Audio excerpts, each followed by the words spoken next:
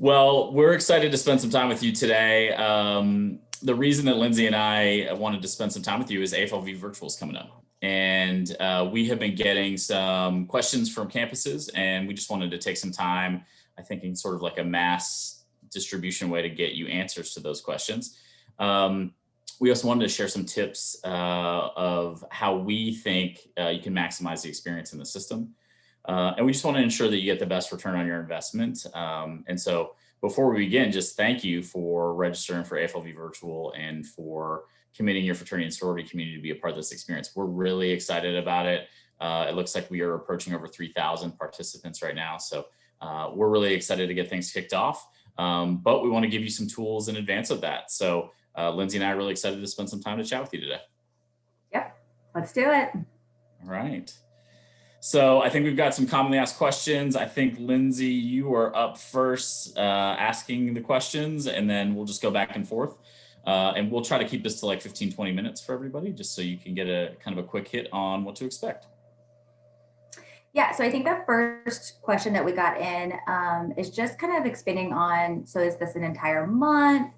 How does this compare to a traditional conference? I think people are wanting a little bit more of a concrete understanding around that, and elaborating on why we did set it up the way that we did. Sure, yeah, absolutely. So we are definitely hearing this question a lot, and the common response is, we don't want to commit to a month-long conference, and we totally get that, and we're not asking you to do that. I think even as we sit here, we still don't know what the impact of the pandemic is going to have on higher education. And a lot of institutions and campuses and headquarters are doing things differently right now. And so it's hard to find a consistent model that would work for everybody, especially with all the regulations that differ from campus to campus. And so we felt like a traditional conference schedule would be really hard to navigate. So that's why we didn't just pick a weekend in February and say, we're going to do it this Thursday, Friday, Saturday, Sunday. So doing it in this way, that's really an online experience. We're trying to kind of unlearn the notion of like a traditional conference. There is going to be stuff existing over the entire month of February, but we are not expecting, in fact, we're sort of encouraging people to not feel like they need to participate in every block, not participate in every session, participate in the ones that are relevant to you and that work with your schedule. We think for students and professionals, you're going to have meetings and your day jobs and academic classes for students, other commitments. And so we feel like this offers the most flexibility. Our recommendation is really that no one spends more than like 3 to 4 hours in the system a week. So that's, watching an on-demand session, participating in some lab discussions, maybe visiting some exhibitors. On average, we think the best bet is to try to find 3 to 4 hours a week to commit to the AFLV virtual experience. So you don't feel like you get burnt out, you don't get the Zoom fatigue we're all facing, and that you can really make the most of it. The way that I would look at it is, how much time do you want to spend or dedicate to your own professional development in a given week? For me, I like to read articles or participate in webinars, maybe a couple hours a week. The same idea is what applies here. And so the great news, though, is that with being in a virtual platform, there's obviously opportunities for more increased access. You can access it whenever you want. A lot of the sessions will be available on demand, as Lindsay's going to talk about in a little bit. And the platform is mobile friendly, so people can be watching or listening to sessions on their phones as they're commuting, as they're walking to and from class, anything like that. So that's a little bit behind the intention, but we definitely want to sort of disavow the notion that we're expecting people to commit 12 hours a week for the entire month of February. That's not what this is about. This is about making the schedule be flexible and fit for what you need.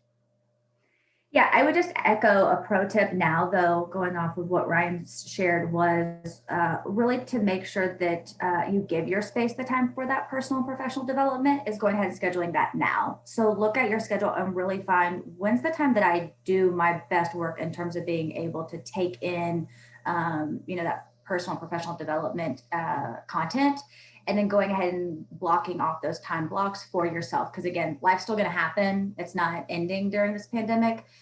So again, really giving yourself the space to be able to be in here and maximize the experience. So I think that was really helpful. I think now let's just give a little bit more in terms of, once you receive the invitation into the system, what do you do? What's in it? Like, what's up? Yeah, sure. So we are seeing a lot of people join the system right now, and it's really exciting. And it's, I think, for our staff team, been a fun thing to watch behind the scenes as people are getting into the system. One thing to note is that people are getting automatically moved into the system from the individual registration process every hour, and that's happening automatically. So as you sign up students or you yourself sign up, you'll automatically receive an invitation to the system. The first thing that we recommend is to really build out your profile. Our thought is that no one really wants to connect with sort of the gray silhouette. So build it out, add additional information, add some of your links to it. You can add ribbons and tags as well. And people will be able to start seeing you in the system. That's definitely where we think you should start. On aflvvirtual.org, you'll also see that there's a menu option entitled Getting Started. And there's two tabs there. The first one is what you need to get started. And it talks about really what we recommend to be the first few steps you take, also with an overview of all the things in the system. And then we just have also included some sort of tricks of the trade in terms of what we think is good practice for virtual experiences. An example beyond like completing your profile. If you're like Lindsay and I, you probably have several tabs open on your computer on a daily basis. Yeah. I definitely have a lot. Lindsay probably has a little bit more than me, but this is a great time to just keep AFLV Virtual just open on your computer. It'll just reinforce going back to it. So there's tips like that in the system as well. Again, for those of you that have the ability to stream things to TVs and things like that, you can also play them on larger devices if you don't want to, or on your smaller devices if you want to do them on your phone or tablet. The great thing about the platform being mobile friendly in that regard. But there's a lot of things in the system that you'll have the opportunity to do. You can schedule private meetings with your delegation or other attendees, sending private messages to other attendees. There's also the opportunity to engage in large discussions in our conversations area based on given topics that are relevant. And then some of the hallmarks that you're used to at an AFLV experience. There is going to be a virtual exhibit hall. There's going to be raffle prizes associated with participating in that. You'll be able to see the other attendees that are participating as well. And I think one of the key things that we want to focus on is it's never too early to start making the plan. And so when you go to the schedule feature on the website, you'll see there's an overall schedule where you can see everything that's happening, and then the ability to add things to your schedule. And you'll see the tab there is my agenda. We encourage you to start adding stuff as soon as you get in the system. If we add anything new or make any changes, you'll get a notification to that effect. And the really great news is that you can actually upload your calendar, your agenda from AFLV Virtual into your email platform, whether that's Google or Outlook, so you can sort of keep track of what you're doing. But that one of the last pieces of advice I think, and just for the system, is just make a plan, but also just get familiar with it. Just the reason we let people in early is to just get familiar with the technology before anything really needs to happen. So spend some time on your profile, look at the agenda, and see what other functionality there is. And I think you'll feel comfortable after spending a little bit of time with it. All right, I think I've got some questions for Lindsay now, since I've been talking too much here. Okay. So one of the questions we get is, so is everything recorded, or are there live components? Can you just talk about the distinction between all of those and kind of what the release of content plan looks like in a given week and throughout the entire month? Yeah, that's a great question. So again, as we were having the initial conversations of moving to virtual and how can we make the most of a virtual experience, for us, it came back to really supporting you, the participants, and making sure that the content is able to fit into your day-to-day life. And so a way to do that for us is kind of to create a two-part educational experience. So you'll hear us refer to what's known as on-demand content. That's the pre-recorded content, and then also live discussion sessions.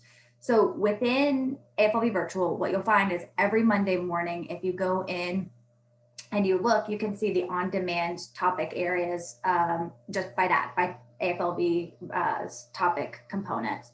And so if you click on one, like let's say you wanted to look at health and safety for that week, you'd be able to see all of the on-demand programs launch first thing that morning. I refer to it in my brain as like Netflix style. Like I can go in there, I can get a little bit of insight into the initial concepts of these sessions, get a little bit more of a better understanding of the presenter's expertise in this field. And then really what it's going to do is prep you for some self-reflection pieces and where do we go from here? And the where we go from here are those live discussion sessions. So again, every Monday morning is pre-recorded content. Wednesday, Thursday, Friday is when we're really going to dig in and do the work. And so those are the live discussion sessions. Those are the ones you'll see the distinction there because they're actually listed at a time block. You'll see, anywhere from 6 to 10 within a time block listed.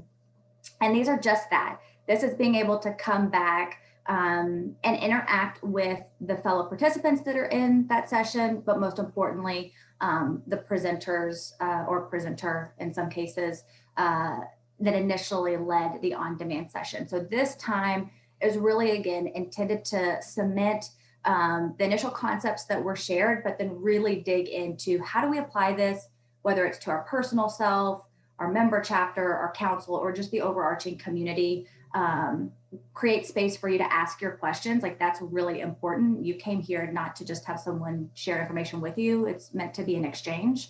And then most importantly, again, really start to hone in on how do we apply this to those different areas. So that's kind of the distinction. You'll absolutely see both because it was important for us to make sure that it doesn't just completely feel recorded, that there is that live interactive component, but that there is also time for you to be able to do the so the on-demand programs average anywhere from like 15 to 30 minutes. So they're quick. Like you can listen to a couple and enjoy those. And the live discussions are about 45 minutes. As you look at, for those of you who have been to an AFLV Central or an AFLV West experience with us, we obviously would much prefer to all be together and overcrowd a hotel. But obviously we know right now crowds are not safe and safety is paramount for us.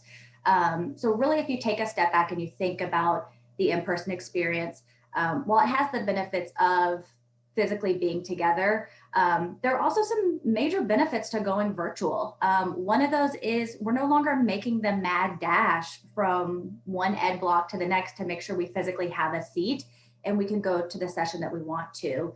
When we were doing in-person experiences, we had 7 ed blocks. This time we have 24, and that's not meant to overwhelm. It's meant to really support the fact that we're talking about different time zones, different schedules. And so again, how do we make sure that we're providing the most to you, the participant? So with that, I really look at the programs that are offered and determine what do you have questions about so you can be in the moment live versus what are sessions that maybe you can come back to and listen to the recording, which even for the live sessions, those will be accessible one day after the session happened. So that way you can still take part in that. So you'll definitely be able to engage and even more within this space. And I think that's really exciting to be celebrated. And again, going off of what Ryan shared just a minute ago, I think the most important piece too is remembering these aren't meant to be like one and done. Like you have the means to then use those private meetings to either continue conversations with these presenters, if you have additional questions, apply some of these different pieces, or to talk with peers who took part in the session as well. So it's just a little bit more, probably more than anyone probably wanted to know about the distinction between the two. Obviously, we're not excited at all. So I think just to reinforce too, this is a great time to say again, we think 3 to 4 hours is the perfect amount of time to sort of commit in a given week to this. And the name of the game for us is flexibility. We want you to be able to consume this content at times that work for you, whether that's in the traditional kind of business day schedule or if that's after hours. Like we want you to have the flexibility to get this content whenever you need to and whatever works for you. So the other thing, Lindsay, that a question I think you would be best to answer is we continue to hear like, how do we make sure our students are active in AFLV virtual? And also like kind of what are the analytics that we'll give you? I think that the one thing I'll say is it's going to have to be a total team effort before I throw it to Lindsay. We can certainly give you some things, but I also think there's going to be a level of accountability that's got to come from the campus side or the organization side. But Lindsay, do you want to talk a little bit about ways that professionals can sort of see activity in the system and what that looks like? Totally. So I think there are a couple cool features that we have. One of them is the gamification component of this. So when you're in there, the more active you are in AFLV virtual, the more points you're going to get, and you'll kind of move up this, again, game component, if you will. So the more you add to your schedule, there are points tied to that. The more that you actually watch, taking part in chats and polls, like all of that impacts and increases the points that you'll have, which will be tied to at the end. And so again, going to connect with exhibitors, making time for conversations, like all of that is tied to, again, the more that you interact, the more points you're going to have, which again is something that you can then look back on with your student leaders who took part in this. Drilling down to what I spoke about again a minute ago in terms of the on-demand and the live discussions, when you're in those different sessions, what you'll find is you have a couple features that are always available. So there's the chat to connect with people that are, again, engaging in that program. People file polls, but at the top, right above that square, you'll see notes. That's a great feature. If you're like me and totally like nerd out in these moments, it's great that you'll be able to, if you're watching it on, you can open up the notes tab, you can take notes so that way you can share it back with your council or your peers. They're able to be downloaded back down to your computer, to your personal device. And so I say that to say, going back off of what Ryan just said, I think it's going to be really important for there to be ongoing touch points within, again, the member chapter or the council, whoever is attending this as that cohort, to be able to explore what were your takeaways, who else needs to have this information, who needs to be brought into the application. And I think, again, if you're using those notes and asking those that took part in it to bring that information back to the community, then I think you're absolutely set up for success, and you're going to see who made the most of the experience. In terms of analytics, we will have some information that we can absolutely make available to you after this. We'll be able to track and export down who attended what, if that makes sense. So if someone attended a live session, we'll be able to share that with you. It won't be able to give you, I don't think, the analytics on going back and watching something that's now been recorded after the live session takes place. I'll have to make sure that I talk to our developers about that. But I know that we absolutely can give you who added things to their agenda and then actually attended. So you can have that if that is something that's sought by the professionals. I would just add the caveat to that too, is it's going to be pretty much impossible for us to get you that on a regular daily basis or things like that. Like It really will have to be once the experience concludes, we can produce reports for you. That's not something that we're going to be able to do from a capacity standpoint in terms of getting those out like daily or weekly or anything like that. Yes. It's a fair statement. All right. What questions do you have, Lindsay? Is it me? Hold on. Mid-30s are real. I got to find it. Where am I in here? Okay. So then let's talk about what can I do in advance to prepare our students for AFLV virtual? Yeah, that's, I think, the question we're getting the most now as we lead into it. And I know that there's a lot of campuses that are doing unique things, and we've asked several to give us some feedback points. And so we're sharing that along with some of our best recommendations for you. And I'll try to go through them quickly. It's not a one size fits all approach, certainly, but if you can pull some of these pieces out, I think you'll be in a good position. The first is just to have an ongoing plan and ask participants to do the same. I think obviously it's having a plan is probably something that comes to mind without us having to say it. I think the part of it that is important is ongoing. Are you continuing to follow up with participants throughout the experience? Like, it's not just the one, like, did everyone sign up for sessions in February? Like, how are you following up with people after every week and asking participants to follow up every week and share what sessions they're attending and things like that. Like any AFLV experience, we recommend having like a participant delegation meeting. But I think in this circumstance, there may be some value in doing one before, as you normally would, but also during the experience as well, which you can do in our system through private meetings for just your delegation. to check in and see how people are enjoying their sessions, what some of the key learning moments are, if anyone's getting stuck on any of the tech issues, and then obviously to debrief after the experience would be good as well. We really recommend setting up accountability and follow-up processes as well. To me, I don't think it's unrealistic to say, okay, participants, share with our office what sessions you're planning to attend. Mm-hmm. So that may feel like a little bit Big Brother-ish, but that's not the intent. I think the intent is so that you are showing that there's a level of accountability. Obviously, communities are investing in students being a part of this. So you're seeing that level of accountability. It also creates a feedback loop for you where you can start talking to the participants about what sessions they attended and what were some of those key moments. And you're coming in with some predetermined information, like you went to this session on this day about this topic. How can we follow up on that? And what's the next steps from there? So I think that would be really helpful from sort of a campus professional standpoint. I also think we recognize that working on a campus right now has been challenging and it's felt overwhelming, I think, during this period. And so we want to try to encourage you to expand the reach of your office and engage council leadership in helping hold people from their communities accountable for participating, creating opportunities within council meetings or council communication about AFLV virtual, not just reminders like, hey, sign up for sessions, but also what sessions are people attending? What are the key learning moments from those? Like creating space for those conversations to happen. And then the last one I think there's great value in creating either like a GroupMe or a Facebook group for all of your participants. I think that's just a way to continue to reinforce that people are participating in this together. People may be going to the same sessions and not know it, so that they can have these conversations and they can perhaps follow up one-on-one or follow up as a group on some of the things that they're enjoying about the experience. But all of this is to say that I wouldn't suggest slamming this all into like the week before AFLV virtual starts. I think this is what you need to do throughout the entire experience to continue engagement.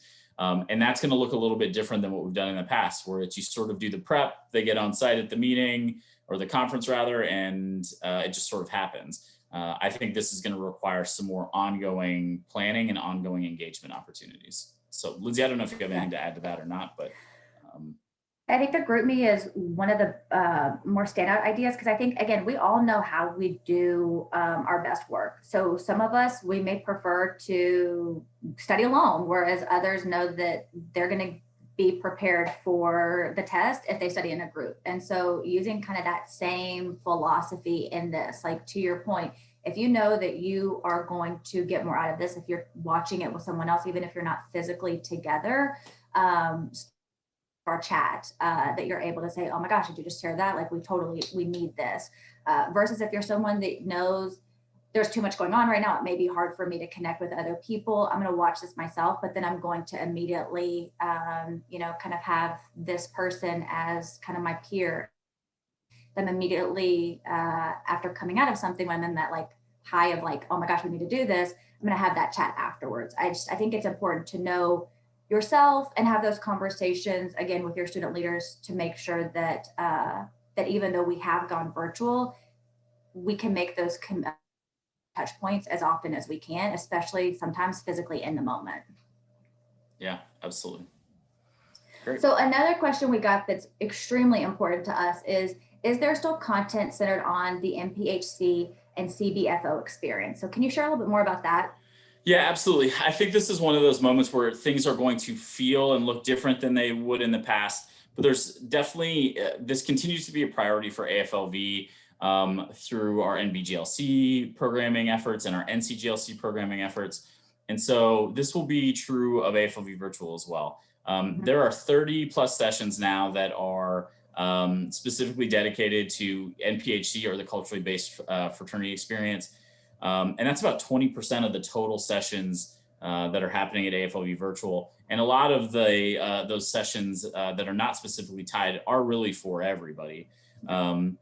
And so we really feel like, and I'll just give a shout out to Lindsay really quick. She spends a lot of time to make sure that we're curating an experience for students in NPHC and culturally based organizations so that they feel like they have they are in the space, they have a place in the space. to do learning specific to their organizations. We'll also have our town hall meetings, and we're expanding those to include more umbrella organizations as well this year.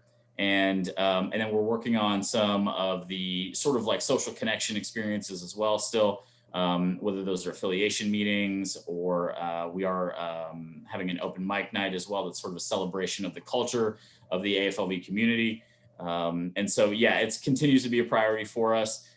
Things will look different than what they would look like in an in-person experience, but it's definitely something that's still at the forefront for us as we execute this event, is to make sure that all students feel like they can see themselves in the experience. Well, and speaking of that, I think this is a great transition to the next question is, what are some of the other opportunities for students to do sort of non-educational breakout sessions, like some unique opportunities for students to participate in AFLV virtual that is beyond sort of the consumption of educational content? Totally. So this is extremely important to us when we're both in person and as we move to the virtual. There are so many, I wrote them down. So as I look like I'm reading, I am, because we have a lot going on and I would hate to miss something that someone has worked on and created in this space. So to what Ryan just said, obviously it is bittersweet to not have the stroll comp, but we still want to have space for students to share kind of their artistic means. And so we will do that week 2 with the open mic night, a celebration of culture, which we're really excited about. If people still want to participate, there is still the form. Go in, click on it, be a part of it. We're extremely excited to see that come to life. Additionally, we're really excited for a partnership with Fired Up, where we will be offering council recruitment consultations. Again, those are councils for individuals, but that's another great way to, again, look ahead, knowing that we are not out of the pandemic yet. That's a great way to still talk about meaningful connections to continue to create meaningful membership. Then we have, once again, Order of Omega case study competition occurring. It will be an AFLV experience without having the awards recognition celebration, which we're very excited about. That will still be occurring in this space. We also, in conjunction with NIC and MPC, have the means for your council to also have council consultations with members of their staff. So that's something else that you'll see in a future digest, in order to be able to seek out a timeline and take part in that. Additionally, there will be later in the AFLV virtual experience to also take part in the awards consultations, if that's something else that is sought. So we have some of our judges who will be in this experience and are looking forward to connecting with you both on your application from this year, but also looking ahead to applying for 2022. So that's just a couple of the many. Again, don't want to lose sight of those private meetings because that will be happening again throughout. And again, the thing I think we want to highlight the most is, while again, it would be awesome to be in person, how cool that for the first time, everyone that attends AFLV Central and AFLV West are coming together in this space. So again, that's something that we want to highlight and really promote, being able to, you yourself, make those meaningful connections during those private meetings. Yeah, absolutely. Okay, I think the last two are really just logistics, Lindsay, and I'll throw them both to you, I think, before we wrap up, just in the interest of time. But we're getting questions about when's the last day to register. So a lot of campuses maybe are still figuring out what the return to campus looks like and some of those things. And it's just been hard maybe to continue to track down students in the typical way we're used to. So when is the last day to register for AFLV virtual, and when is the last day that students or professionals can log into the system? So one, I give a shout out to another member of our staff who isn't with us right now, but Mark Yerke has been overseeing this and is making himself accessible whenever he can to support those questions as they come in. So I would defer you to continue to go back to the AFLV website and click on AFLV virtual, where you will see like these step-by-step instructions to register. Again, we realize the times look different, so we want to continue to make registration available for you. So literally leading up to the experience, you will means to to register your participants. There is and an even individual. beyond too, Yeah, sorry to interrupt, but please. like Yeah, if you want to register people past the start of February 1st, come that on. isn't an issue for us at all. Lindsay will talk about how long the system will be available as Yeah. well. So again, we understand that it's a lot for you to get everyone organized for this. And so just know Totally. that flexibility continues to kind of be our motto. And so Yeah. we'll continue that through the start of the experience as well. Sorry, go ahead. No, please. I'm glad you said that. So there is an individual registration form that, again, if you go back to the AFLV website, you'll find all of the information there. And again, as Ryan mentioned a minute ago, it's really great that all platforms are speaking to each other. So in real time, as you are registering participants, every couple of hours, the integration is syncing. And so they will immediately in their email receive that email from us that is their unique login that is specific to that one. So you don't want to forward those emails amongst participants, but it'll be giving them the initial instructions to log in, to register, to go ahead and get everything that we've discussed set up. And then I would also just preface one thing that I think we mentioned earlier, that once people are registered, we're sending out weekly digests. So there's a student digest and a professional digest. So again, to Ryan's point, like as different things come available each week, that's really kind of how you'll get the news and the quick updates. So that way, again, you're continuing to maximize your experience. So yeah, I just would say if registration questions do come up, please reach out to us so we can answer those as quick as possible, but know that we're here to support and provide the most seamless process to get your students in the space. Yeah. You hit on one thing that isn't on our list, but I think it's worth just reiterating is that our system doesn't allow for shared logins. So if Yeah. that is something that is attempted, it's just going to kick both people out of the system and they're not going to really know why. And so we just want to throw that disclaimer out from the onset that that's just not going to work in our system. And so if you have any questions, certainly let us know. But it's designed in a way that the sharing of logins is just not going to work from an experience standpoint. And because I speak Ryan, I'll just go and tell you that when he says kick you out of the system, it's not like a forever. You're not like removed and banned from AFLV Virtual. It just means it's going to log you out and require you to log back in. So it's just all of a sudden, if you notice like, wait, that's weird, I kept it in my tab, there shouldn't be an issue. If you did share your login, it's just the system's smart enough to know, okay, well, we're now logging both of you out. So you can just jump back in. Yep. Okay. And so then the last question before we wrap up today is just how long is the information going to be available? How long do people have access within AFLV Virtual? Yeah,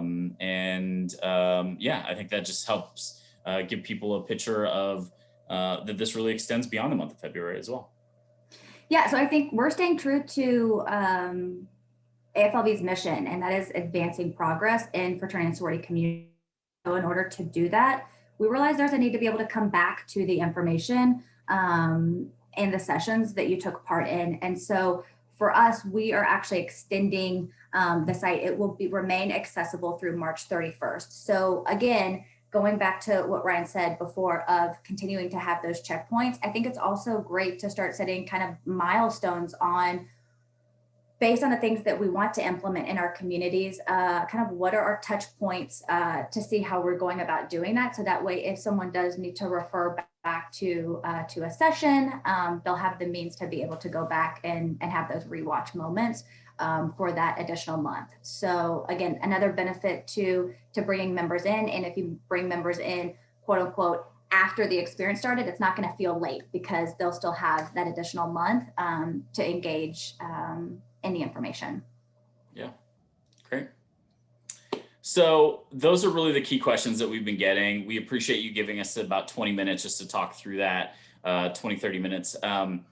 Before we wrap up for the day, I just want to say a quick thank you to all of the volunteers that have helped us with session reviews and session moderators, our core team of volunteers for just helping us think through all of these things and continuing to help us build this experience. I also want to give a shout out to the staff for all of their hard work. If anyone tells you that building a virtual program is easier than an in-person, they're not telling you the truth. But we feel like we picked up a lot of good experience along the way here. So we're excited and really proud for what's been created and excited for you all to participate. And for everyone at home right now, just thank you for continuing to support AFLV and engage with AFLV. We definitely miss bringing everyone together in person, and we can't wait to be able to do that. But the time in this moment, that wouldn't be appropriate. And so we're excited to offer this as a unique experience. And we'll continue to be forward thinking about what it looks like when we can all get back together. So we hope that you all have an amazing AFLV virtual experience. We're obviously here if you have any questions, and there'll be support mechanisms within the system if you get stuck along the way. But we're really excited for you all to take part in this starting on February 1st. And just thank you so much for all you do to support fraternity and sorority on your campus. And keep wearing masks. And we hope to see everyone sooner rather than later. But we'll definitely see many of you on the online platform starting on February 1st. Have fun. Enjoy it. Thanks, everybody. Bye.